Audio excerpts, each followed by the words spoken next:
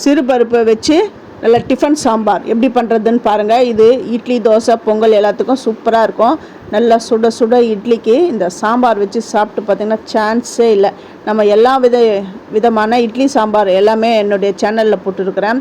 இது சிறுபருப்பில் கத்திரிக்காயெல்லாம் போட்டு எப்படி கடைஞ்சி பண்ணுறது அப்படின்றத நான் கிளியராக சொல்லியிருக்கேன். ஸ்கிப் பண்ணாமல் பாருங்கள். இதுக்கு வந்து சிறுபருப்பு எடுத்திருக்கேன், கத்திரிக்காய், தக்காளி, வெங்காயம், பச்சை மிளகா, கொத்தமல்லி, கருவேப்பிலை எடுத்திருக்கேன்.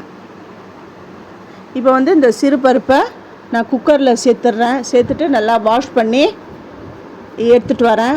இப்போ இந்த குக்கரில் சேர்த்துறேன். ஃபஸ்ட்டு என்னுடைய வீடியோவை பார்க்குறவங்க சப்ஸ்கிரைப் பண்ணலைன்னா சப்ஸ்கிரைப் பண்ணுங்கள், ஆல் ஆப்ஷன் தொடுங்க. அப்போ தான் நான் போகிற ஒரு வீடியோவுடைய நோட்டிஃபிகேஷனும் உங்களுக்கு காட்டும். நல்லா வாஷ் பண்ணிவிட்டு அது மூழ்கிற அளவுக்கு தண்ணி விட்டுட்டேன். மஞ்சள் பொடி, பெருங்காயம் சேர்த்துட்டேன். பச்சை மிளகா கொஞ்சம் 4-5 சேர்த்துக்கோங்க. 2 தக்காளி, ஒரு பெரிய வெங்காயத்தை கட் பண்ணியிருக்கிறேன். அப்புறம் கத்திரிக்காயையும் கட் பண்ணி இதில் சேர்க்குறேன். காரம் இந்த பச்சை மிளகா ஒரு 5-6 இது சேர்த்தா தான் இன்னும் டேஸ்ட்டாக இருக்கும். அப்புறமா சாம்பார் பொடி ரொம்ப இல்லை, ஏற்கனவே நம்ம பச்சை மிளகாய் சேர்த்ததுனால சாம்பார் பொடி 1 ஸ்பூன் பார்த்து போட்டுக்கோங்க. ஏன்னா இந்த ஃப்ளேவர் ரொம்ப நல்லாயிருக்கும். எல்லாமே கலந்து வச்சுட்டு இதை 3 விசில் விடணும். தண்ணி கொஞ்சம் இந்த மூழ்கிற அளவுக்கு விட்டுக்கோங்க. விட்டுட்டு இது ஒரு 3 விசில் வரட்டும். நான் வெயிட் சேர்த்துடுறேன். 3 விசில் வந்த உடனே அந்த ப்ரெஷர்லாம் போனதுக்கப்புறம் இதை ஓப்பன் பண்ணிடுறேன். நீங்கள் ஒரு சாதா குழம்பு கரண்டியை வச்சு அப்படி மசிச்சாலே போதும், நல்லா மசிஞ்சிடும். நீங்கள் மத்து வச்சு கடையலாம். மத்து வச்சு கடையணும்னு அவசியம் கிடையாது. கரண்டி வச்சு அப்படி கலந்து விட்டாலுமே இது ஈஸியாக கலந்துடும். வெஜிடபிள் மேஷரில் தான் நான் போட்டு அப்படி லைட்டாக அதை மேஷ் பண்ணி விடுறேன். இப்போ தேவையான அளவு உப்பையும் சேர்த்தாச்சு. இது எல்லாமே மேஷ் பண்ணியாச்சு. இப்போ இது சாதத்துக்கு வேணும் எனக்கு, டிஃபனுக்கு இந்த மாதிரி பண்ணிக்கோங்க. இல்லை எனக்கு சாதத்துக்கு வேணும் அப்படின்றவங்க கொஞ்சமாக புளி விட்டு கூட நம்ம கரைச்சி விட்டுக்கலாம். அவ்வளோ சூப்பராகவும் இருக்கும். நான் இதுக்கு புளி விடலை. சாதத்துக்கும் வேணுன்றவங்க புளி விட்டுக்கோங்க. இப்போ இதை தாளிதம் பண்ணுறேன். கடுகு, உளுந்தம்பருப்பு, அப்புறமா பெருங்காயம் போட்டிருக்கேன்.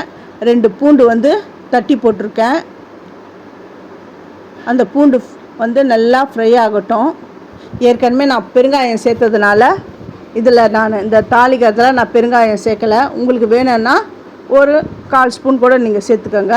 இப்போ கருவேப்பிலையை நல்லா வாஷ் பண்ணிவிட்டு இதில் நான் சேர்த்துட்றேன். சேர்த்துட்டு அந்த சாம்பாரில் விட்டுட்டு இப்போ மறுபடியும் அந்த சாம்பார் அடுப்பில் வைக்கிறேன். ஏன்னா கொஞ்சம் பச்சை தண்ணி நம்ம ஆட் பண்ணியிருக்கோம், நார்மல் வாட்டர் ஆட் பண்ணியிருக்கோம்ல, அதனால் இது கொஞ்சம் கொதி வரட்டும்.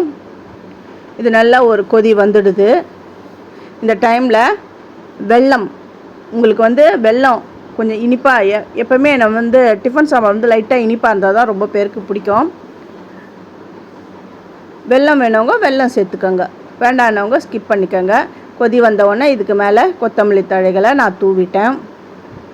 இது டிஃபன், அது இட்லி, தோசைக்கெலாம் அவ்வளோ சூப்பராக இருக்கும். நல்லா சுட சுட இட்லிக்கு இந்த சாம்பாரை வச்சு சாப்பிட்டு பாருங்களேன். நீங்கள் அடிக்கடி இதே சாம்பாரை செஞ்சுக்கிட்டே இருப்பீங்க. எப்போ இட்லி, தோசை பண்ணுறீங்களோ அப்போல்லாம் இந்த சாம்பாரை செய்ய தோணும். அவ்வளோ அந்த அளவுக்கு டேஸ்ட்டாக இருக்கும். அதுவும் சிறுபருப்பு சேர்த்ததுனால சீக்கிரமாகவே வெந்துடும். இது சூப்பரான டிஃபன் சாம்பார் ரெடி ஆகிடுது. நீங்கள் இதை உங்கள் வீட்டில் செஞ்சு பார்த்துட்டு எப்படி வந்ததுன்னு எனக்கு கமெண்ட் பண்ணுங்கள். தேங்க்யூ.